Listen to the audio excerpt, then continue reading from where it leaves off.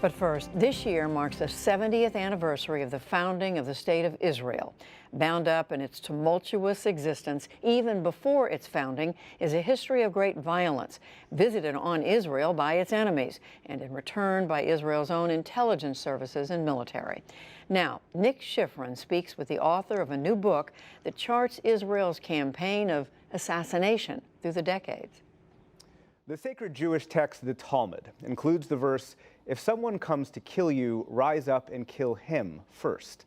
That is also the opening quotation in Ronen Bergman's new book, Rise and Kill First, a detailed history of Israel's campaign of targeted killing. Ronen is the national security correspondent for Israel's leading newspaper, Yediot Aharonot, and a contributing writer to the New York Times. Thank you very much for being here. Thank you for inviting me. You write what is effectively about a century-long campaign by people before the State of Israel and then Israeli intelligence and the Israeli military about assassination. And to be frank, I read this and I'm a little uncomfortable with some of the details reading it, and I imagine some other people are.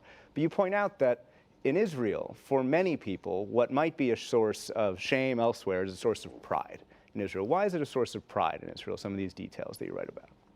Not because people are murderers and not because people encourage murder. And as in other countries in the West or worldwide, murder is the most serious offense in the criminal code. Because these people are considered people who participated, the people who initiated, the people who took extreme measures. If part of the intelligence community are all considered people who defended Israel. When the mindset is that if every generation, your prime nemesis, your prime adversary is equated to Hitler, Saddam Hussein, or Arafat, or Mahmoud Ahmadinejad, then you do whatever you need, whatever there's need to do to stop him, without attributing too much to international law or norms or whatever. Has there ever been a sense from the people you've spoken to that Israel has assassinated so much that it might lose sight of the values on which it was based? The chief, the last veteran chief of the Mossad, Tamir Pardo, who finished his job in 2016, gave a blurb to the book in which he says, we had that dilemma every day.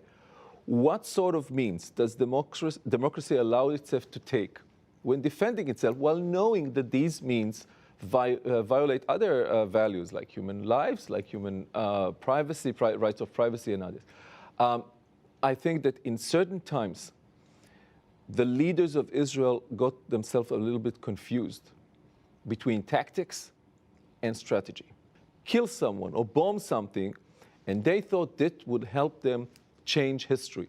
So the story is of a great, or many, many, many great tactical successes of the intelligence community, but yet a strategic failure from its leaders thinking that they can use violence or they can use intelligence to stop history rather to turn to compromise, political discourse, and statesmanship. Almost seduced by some of the success that this campaign has had. And let's talk about just very quickly a few examples. The 72 Munich Olympics. Israel, of course, watched its athletes get killed and felt that Germany wasn't willing to at least even try and save those Israeli soldiers. How did that moment convince some people who were actually quite skeptical of assassination actually that, no, that's what Israel needed to do? Until Munich, until the attack on the athletes, Golda Meir, the Israeli prime minister, did not allow Mossad to kill Palestinian terrorists or Palestinian operatives in Europe. She said, when Mossad operatives came to her and said, we know who is doing that, and the European governments or intelligence services are doing nothing. She said, you are right, but these are friendly countries. This is not our country. There's a sovereign government, and they will never allow us to activate there and kill people on the ground because they want to be neutral. After Munich, she told Mossad, go get them, kill them all in Europe. Now, that had an effect. Mossad were killing people, not the people in charge of Munich, that these people remained alive. The Mossad were killing all PLO operatives and officials wherever they could. And that had an effect that after a year or so, the chief of the PLO, Yasser Arafat, and his deputy, Abu Jihad Khalil Wazir, decided it doesn't worth it. And they stopped working in Europe and reconcentrate on the Middle East, trying to strike targets inside Israel. and perhaps the most recent example, Iran. How many scientists does your reporting suggest Israel killed, and did it work? Now, they have killed few Iranian scientists in Iran, and that had three different effects. First, it took out people from inside the project that were experienced and others. Second, it instilled fear with the others. And third, it made the Iranians to go to such an extent to prevent the next assassination or the next implementation of a virus that by itself delayed the project in years without the Mossad even doing anything.